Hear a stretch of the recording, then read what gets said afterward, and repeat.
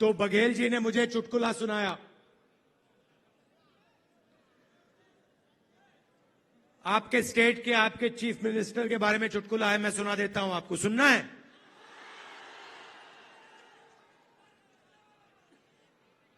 तो आपके chief minister governor के यहां स्वेरिंग इन के लिए गए। बड़ा धूमधाम था। वहां पे बीजेपी के नेता बैठे थे, गवर्नर साहब बैठे थे, सब एमएलए बैठे थे। स्वेरिंग इन होती है, शपथ लेते हैं चीफ मिनिस्टर का। उनके मंत्री, 2-3 मंत्री भी शपथ लेते हैं। खूब तालियां बजती हैं और फिर नीतीश जी निकल जाते हैं, वापस सीएम हाउस की ओर चल जाते हैं। गाड़ी में पता लगता है कि वो अपना शॉल गवर्नर के घर में छोड़ आए। तो ड्राइवर से कहते हैं, भैया चलो, वापस चलो, शॉल उठाना है।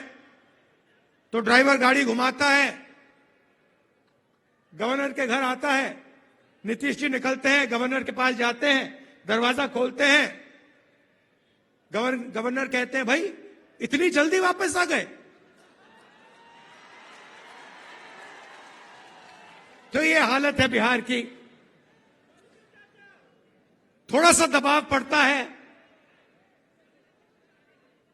और यू टर्न ले लेते हैं।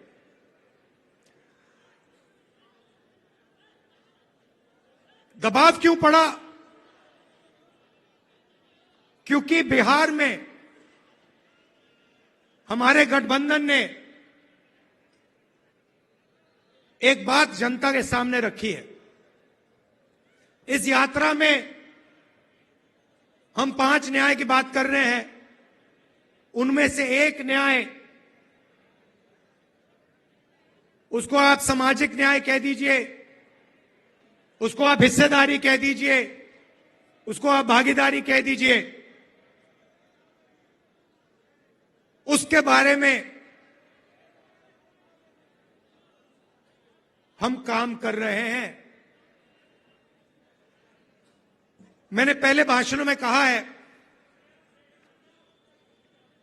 कि इस देश में अलग अलग वर्ग के लोग हैं। पिछड़ी जात के लोग हैं, दलित हैं, आदिवासी हैं, माइनॉरिटी हैं, जनरल कास्ट के लोग हैं। हर समाज में कमजोर लोग हैं। ओबीसी समाज देश का सबसे बड़ा समाज है। मगर अगर मैं आज आपसे पूछूं कि इस देश में ओबीसी समाज की आबादी कितनी है, आप इस सवाल का जवाब नहीं दे सकते। दे सकते हैं?